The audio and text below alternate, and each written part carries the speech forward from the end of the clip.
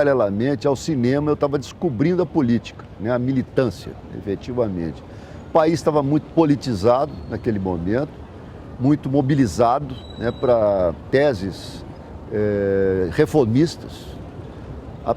Apostava-se muito no governo do João Goulart, na medida, inclusive, que ele tinha sido tentado, né, não se dar posse a ele, porque ele era vice-presidente do Jânio. Uma coisa curiosa, porque as eleições naquele momento permitiam que um vice-presidente fosse de outro partido, de outra coligação, né? Então, com isso, aquele momento foi muito radical, o país inteiro estava num processo de radicalização. E a gente estava muito mobilizado com isso. E eu estava descobrindo não só o cinema, né, como cinéfilo, como cineclubista, sobretudo lá no Centro de Estudos Cinematográficos de Minas Gerais, o SEC, que tinha sido fundado pelo Ciro Siqueira, um dos nossos grandes críticos, Jacques do Prado Brandão, Guy de Almeida, Denis Machado, enfim, em 1951. Então, em 61, de uma certa maneira, meu batismo de fogo, eu acho assim, que é o primeiro momento que eu vejo o cinema de uma maneira crítica, no sentido de uma sincronia, né, com a política.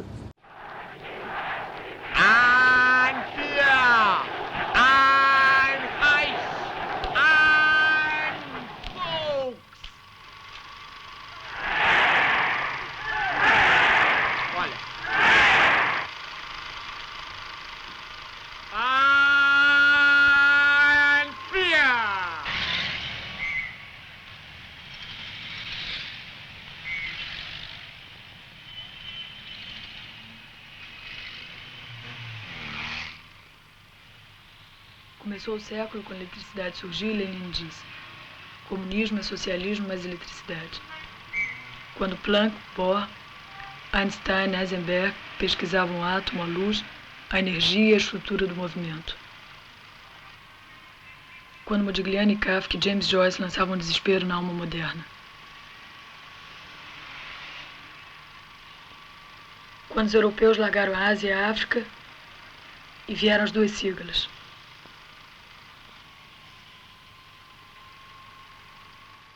Quando pintou o golpe militar, que foi um corte violento, não só na militância, como também no próprio cinema novo, que a gente já estava começando a se aproximar em termos de uma perspectiva estética e, eventualmente, até começando aquele processo de dizer o seguinte: nós podemos fazer cinema.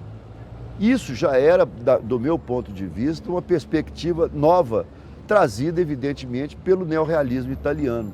Porque o neorrealismo trouxe a possibilidade de se fazer cinema com pessoas comuns, pessoas tiradas da rua, transformadas em atores, mesclado a atores extraordinários, né?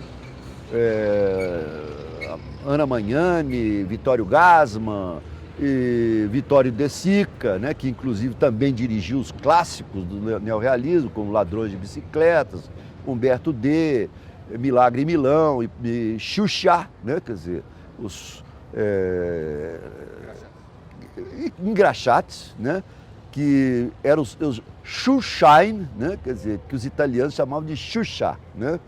Então, ou seja, esse cinema nos ensina exatamente isso, né? Quer dizer, nós podíamos trazer para a nossa realidade, fugindo daquilo que eram os estúdios, criavam, digamos assim, uma barreira enorme para o acesso, né? Era uma grande corporação excludente. Acorda, a mulher está chegando.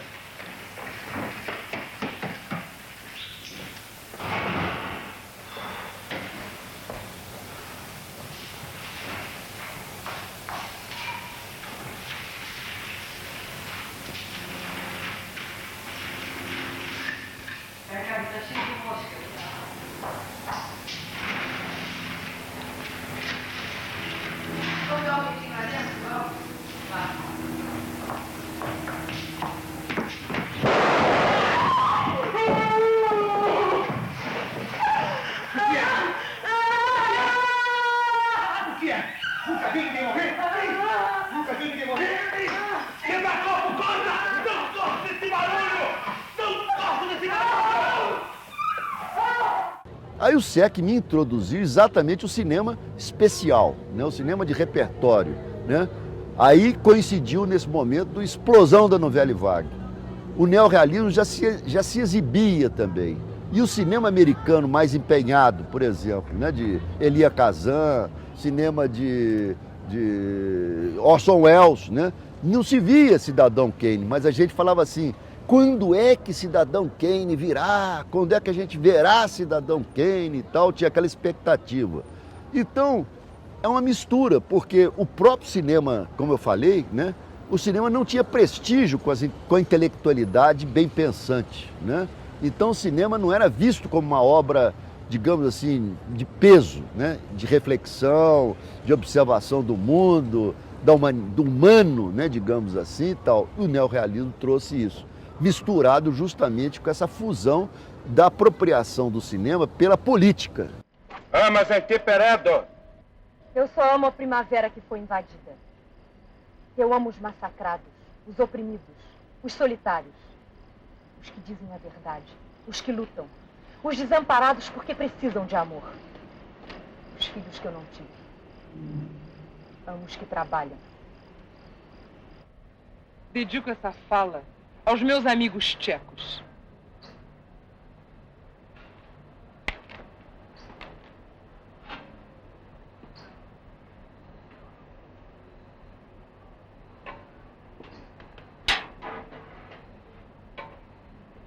Anote.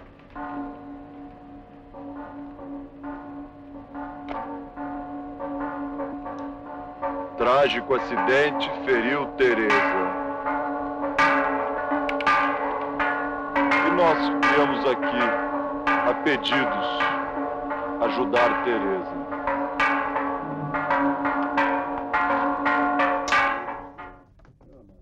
Vai pro JB.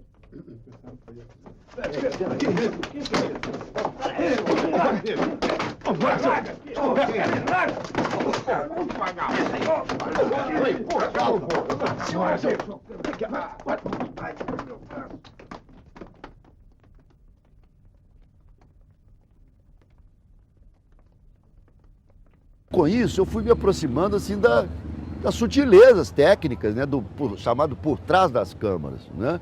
O SEC tinha uma curiosidade, o Ciro falava assim, eu não quero fazer cinema, eu sou um pensador de cinema. Era uma coisa assim, rigorosa, e ele queria passar um pouco isso para nós. E nós fomos exatamente a geração que nós começávamos a ler as revistas, sobretudo Cahiers de Cinema, Positive, Sight and Sound, Films and Filming, Bianco e Nero, né? Cinema Novo, isso tudo tinha lá no SEC.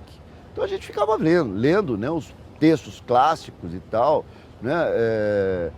História das Teorias do Cinema, de Guido Aristarco, né?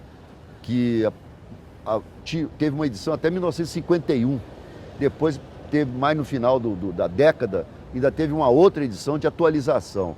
Então isso eram os nossos nortes no sentido de dizer o seguinte, o cinema é uma coisa além daquilo, dessa epiderme que a gente como espectador se identifica, vê, se diverte e vai embora, ou chora, ou se identifica com os personagens e tal. E nesse momento também Bertolt Brecht estava sendo redescoberto, né? Quer dizer, para as comunidades de pensamento, né? Sobretudo com as suas desconcertantes teorias do distanciamento crítico e tudo mais. Isso tudo misturou, né? Quer dizer, Nouvelle Vague, a redescoberta do Brecht, começaram a acontecer os linguistas, os estruturalistas, Barthes, né? Começando a falar, aí vem depois o Christian Metz e tudo mais. Já era complicado aquilo, mas a gente procurava ler, né? Jacques Siclier e tudo mais. Aí a percepção do cinema, né, já foi começando a abrir para um outro universo de abordagem, de percepção. Diga! Diga! Diga agora o que você falou, que Juro que não falei nada. Ai, que tá doendo. Ai, que horror. Diga o que você falou pro Padre Juca, que eu quero saber. Tá doendo. Anda! Conte tudo direitinho. Eu não sei nada, eu não sei. Eu não disse nada, não. Eu vou te mostrar. Ai, ai. A verdade. Ai, tá doendo. Eu quero saber. Diga. Tá doendo. Eu não sei de nada. A verdade. Eu não sei de nada.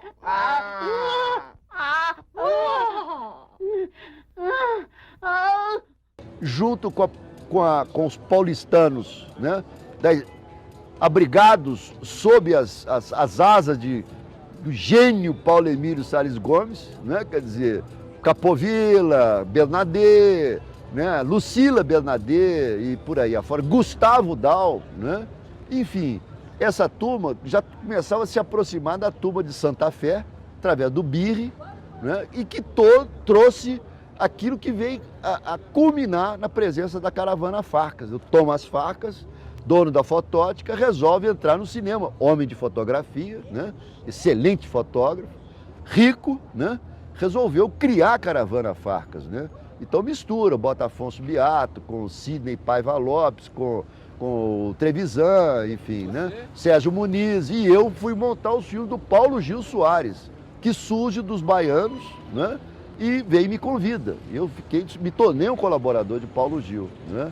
Mas ao mesmo tempo, depois de ter ido para o Rio a convite de Joaquim Pedro para poder acompanhar a finalização do Padre e a Moça, que foi o nosso primeiro filme, e ali criou-se, em torno desse grupo que saiu desses filmes, foram 6 mineiros, criou-se o Centro Mineiro de Cinema Experimental, CEMICE, e aí começamos a produzir.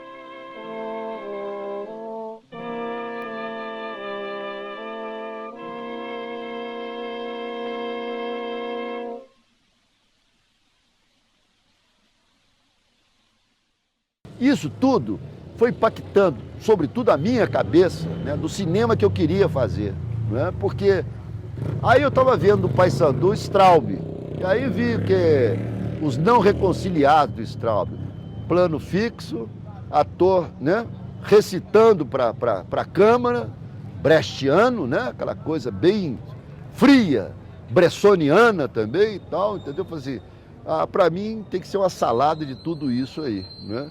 Porque, e ao mesmo tempo, o cinema falado, né? O cinema desenvolvido através da fala, que era uma coisa rosselliniana e mankiewicziana, All About Eve, a malvada, tá entendendo? Aquele cinema todo explicado, porque era um cinema de teatro, né? A malvada num ambiente de teatro, né?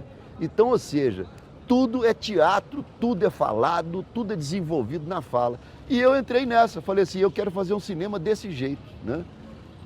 Curiosamente, depois eu fui fazer um longa-metragem, não tinha dinheiro para sonorizar, o filme ficou mudo, o Silvio Lana me comprou um Fuji, um negativo Fuji, me mandou nas malas, famosas malas e baús do Silvio Lana, me mandou esse material e eu botei na geladeira e pedi uma grana para a Embrafilme. E a Embrafilme começou a não dar essa grana, eu fiquei aflito, falei, quer saber de uma coisa? Eu vi um cara na Europa, nos Estados Unidos, chamado Stan Brakhage, que ele filma dentro de casa, filma a família, os meninos brincando no quintal, tá entendendo? E fazendo experiências cinéticas, né? Coisas de Walter Ruttmann, de Viking Eglin, tá entendendo? E tal, enfim. Então eu falei assim, é por aí. Corta! Apareceu de coisa, né, mãe? Cortou, pai. Corta, filmar. Vai cortar com mais de nenhuma.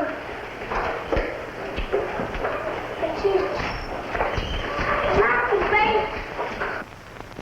Memória das minas. Memória de mim. Memória de tudo que sou eu. Eu sou os outros que contribuíram para a formação dessa singularidade que sou eu. Agora devo procurar desvendar o outro. na busca de desvendar o mistério final que só o cigano Melquiades de Macondo sabia. Será que sabia? E aí é este filme. Sobre tudo aquilo que é a minha memória, fotografias de tudo que passou diante desse enorme canal receptor de carne e células que formam a minha carcaça. Então, o Paulo Martins, ele tinha uma câmera em associação lá com um alemão chamado Roland Renzi. Eu peguei essa câmera, levei para casa, peguei o negativo que o Silvio me mandou e filmei dentro de casa. Aí eu pensei assim, Lumière fazia a comida do bebê, não é? A mãe dando comida pro neném, não sei o que e tal. Eu botei a Beth, minha mulher, mãe dos meninos, amamentando, dando banho nas crianças, entendeu? E eu olhando, como se eu estivesse olhando pela buraco da fechadura, sem som. E ouvindo som, dançando, um filme totalmente lúdico. Eu falei assim, mas agora tem que ter um toque de Méliès também. O final do filme, eu também tinha um baú, os baús do Silvio, tá entendendo? Nós pegamos o baú e começamos a fazer uma Mélièsiada. Enfiava alguém dentro do baú, cortava a câmera paradinha no mesmo ângulo, tá entendendo? E tirava ele, botava outro, tá entendendo? E botava outro. E no final eu entrava, puxava o baú, me fechava, acabou o filme, tá entendendo? Ou seja, era sempre um processo referencial do cinema, né? Da origem do cinema. Isso, tudo que eu contei, né? Quer dizer, vai me trazendo exatamente essa perspectiva do cinema como um processo de reflexão sobre o mundo, né? Então, Perdidos e Malditos, fala assim, é Rossellini, é Mankiewicz, ao mesmo tempo é The Crowd, do King Vidor, né? Que é uma tragédia familiar, né? Um casamento que vai para o ralo por causa das diferenças sociais, etc, etc. Ao mesmo tempo, você tem ali John Ford, né? Tem um papo do Paulo Vilaça com Calão, nosso amigo, na beira do meio-fio, onde eles ficam falando sobre nada, né? Sobre fava, sobre as mamangavas que estão voando, que vão morder ele e tudo mais.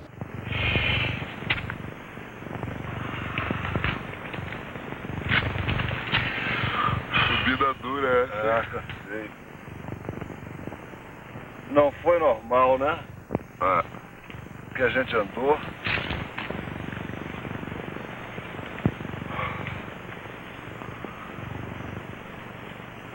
Vamos.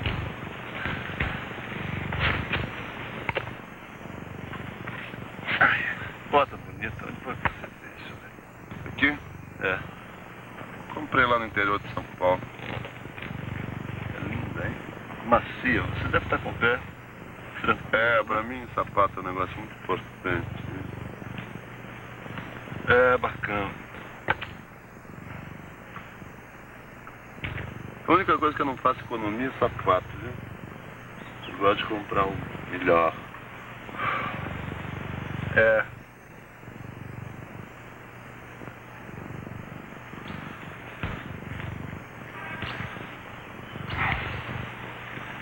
Vai chover, né?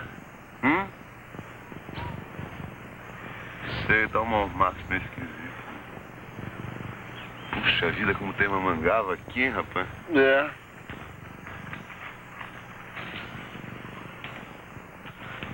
Não mexe não que elas não vêm em cima da gente,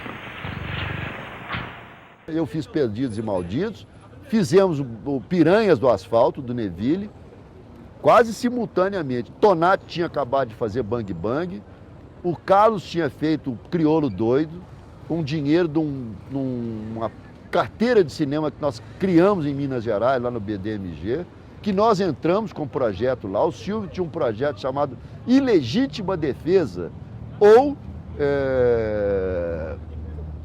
Decúbito Dorsal, tá entendendo? Que veio a ser o Sagrada Família, que depois, com esse impulso, ele se aliou ao Tonati, criaram a Total Filmes e fizeram 2 longas-metragens, com algumas coincidências. O meu irmão, Tiago Veloso, fotografou esses filmes, tinha fotografado os 2 filmes primeiros do Júlio Bressani, em 16 ampliados, que é O Anjo Nasceu e Matou a Família e Foi ao Cinema, que eu montei, Matou a Família, e meu irmão Tiago que nunca mais fotografou esses filmes todos. E fotografou Sagrada Família e o Bang Bang. E depois fotografou o filme do Carlos Prates Corrêa, tudo enfileirado assim. Mas ao mesmo tempo, essa barra estava pesando, né? Quer dizer, a repressão estava chegando a nós, né? Era uma coisa assim, paranoica o tempo todo. Então as pessoas começaram a ir embora, né? Primeiro foi Rogério e Júlio, primeiro foi Caetano e Gil, né? Por causa da prisão dos dois, enfim. Eles foram, digamos, abrir essa senda e todos nós começamos a nos ligar nessa. Por que nós não vamos para Londres? Porque Londres era Londres, né? O swing em London, né? Quer dizer, Carnaby Street, né? Os Beatles, os Stones, né? Enfim, quer dizer, era tudo que a gente queria, né? Os blues, Eric Clapton, né? Clapton is God, entendendo? Tudo pichado nas paredes, né? da cidade, tá entendendo?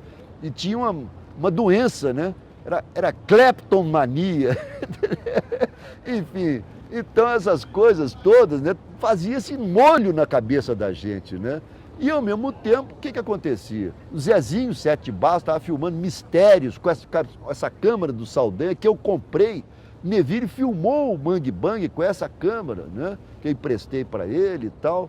Enfim, então chegou um momento, aí foi o Guará, aí de repente eu acho que foi o Neville, né? O Maltner já estava lá, está passando, inclusive, eu acho que hoje, né, o Demiurgo, aí, o filme dele, que ele fez nessa ocasião, enfim. Então, havia muita tração desse movimento em direção à Europa, mas especialmente Londres, né? E aí começou todo mundo, e aí eu falei, também vou.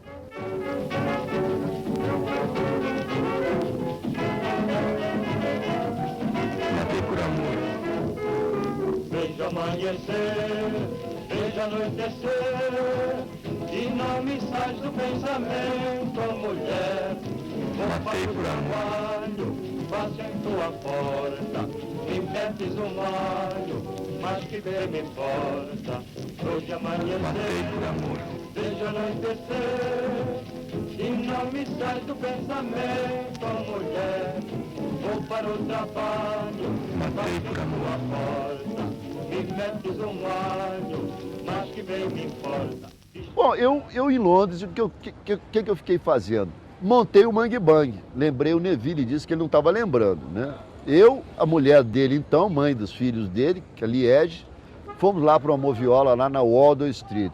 Montei os filmes do Júlio, Night Cats é do Neville. Nós estávamos fazendo esses filmes.